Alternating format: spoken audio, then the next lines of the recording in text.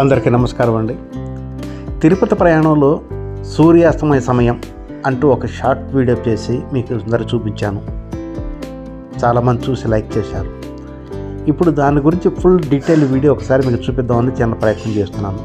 ఇది కూడా చూడండి. అస్తమించే సూర్యుడు ఎలా ఉన్నాడు. ఒక చిన్న కాలువ పైనుంచి వెళ్తున్నప్పుడు కానీ, లేకపోతే కాలువ పక్కగా ఉన్నప్పుడు కానీ, పొదల మీద నుంచి కానీ, కరెంటు స్తంభాల మీద నుంచి కానీ ఆ కనిపించే సూర్యుడు ఎలా ఉన్నాడో ఒకసారి గమనించండి. ఇంతకీ మేము వెళుతున్న సమయంలో కొంచెం మేఘావృతమై ఉంది. మబ్బులు వస్తున్నాయి, పక్కకు వెళ్ళిపోతున్నాయి, అలా ఉంది. ఆ సమయంలో సూర్యాస్తమైన సమయం కూడా కావచ్చింది. ఇంతకీ ఈ దృశ్యం ఎక్కడ వెంటే తిరుపతి వెళ్ళడానికి ఒక అరగంట ముందు అన్నమాట. అది మనం నగరీ ప్రాంతం నుంచి మన తిరుపతిలో ప్రయాణం చేస్తున్నప్పుడు ఉన్నటువంటి దృశ్యాలు ఇవి. రోడ్డు మీద వెళ్తూ వెహికల్లో కూర్చొని ఈ దృశ్యాలు చూసినప్పుడు మీ అందరికీ చూపించాలనిపించింది. ఈ కొన్ని దృశ్యాలు అయితే నిజంగా అద్భుతం అనిపించింది నాకు. మన కారులో కూర్చొని ముందుకు వెళ్తున్నప్పుడు ఈ చెట్లు, కరెంటు స్తంభాలు వెనక్కి వెళ్ళటం, ఆ మెరిసే సూర్యుడు మేఘాలు పక్క నుంచి వెనక నుంచి మెరుస్తున్నట్టుగా కనిపించడం, ఒక్కొక్కసారి సూర్యుడు పూర్తిగా కనపడుతున్నాడు, ఒక్కొక్కసారి మేఘాలు అడ్డు వచ్చినప్పుడు ఇలా మేఘాల వెనక నుంచి మెరుస్తున్నట్టుగా కనిపిస్తుంది. ఈ దృశ్యాలను చూసినప్పుడు నాకు అనిపించింది, ప్రకృతిలో ఎన్ని అందాలు ఉన్నాయి అన్నీ కూడా మనం ఆస్వాదించవచ్చు. అయితే ఖాళీ సమయం ఉన్నప్పుడు మనం ఇట్లా ప్రయాణం చేసుకున్నప్పుడు ప్రయాణంలో బోరు కొట్టకోకుండా ఉండాలని చెప్పంటే ఇటువంటి దృశ్యాలు మనం చూస్తున్నట్టయితే చాలా ఆహ్లాదకరంగా ఉంటుంది. అంతేకాదు ప్రయాణం కూడా చాలా హాయిగా ఉంటుంది.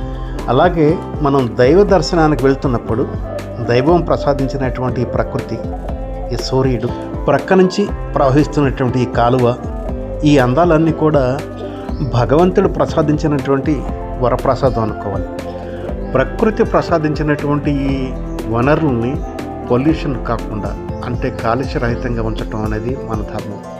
రాబోయే తరాలకి మంచి నీరు, మంచి ప్రవాహం, మంచి దృశ్యాలు, చుట్టుపక్కల పచ్చని వాతావరణం కాలుష్యరహితంగా ఉంచటము, అదే మన రాబోయే తరాలకు కూడా నేర్పడం కూడా అవసరం. ప్రస్తుతం భూగోళంలో ఎక్కడ చూసినా కానీ కాలుష్యం పెరిగిపోతుంది. కావాలని చేసేది, లేకపోతే మన అశ్రద్ధ వలన చేసే కాలుష్యం చాలా పెరిగిపోతుంది. ప్లాస్టిక్ వాడటం కానీ, వ్యర్థ పదార్థాలని ఇట్లా కాలువల్లో కానీ నీటిలో కానీ పడేయటం వలన నీటిలో ఉన్నటువంటి ప్రాణులకి ఎంత హాని కలుగుతుంది. అదేవిధంగా ఈ నీటిని మనం సాగునీటిగా వాడుకుంటున్నాం, తాగునీటిగా కూడా ఒక్కో చోట వాడుకుంటున్నాం.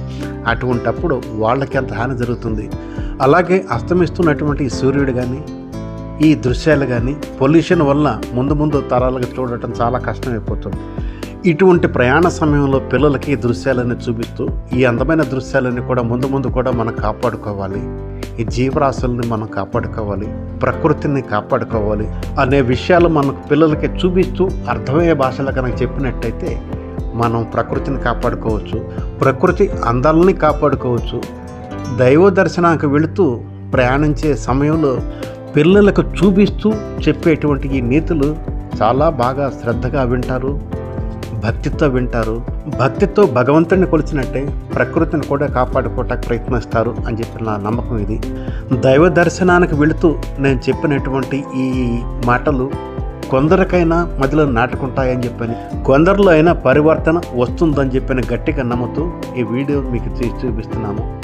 ఒకవేళ మీకు నచ్చినట్టయితే భగవంతుని భక్తితో ఎలా అయితే ఆరాధిస్తున్నారో ప్రకృతిని కూడా అదేవిధంగా ఆరాధించండి, పర్యావరణాన్ని కూడా రక్షించండి.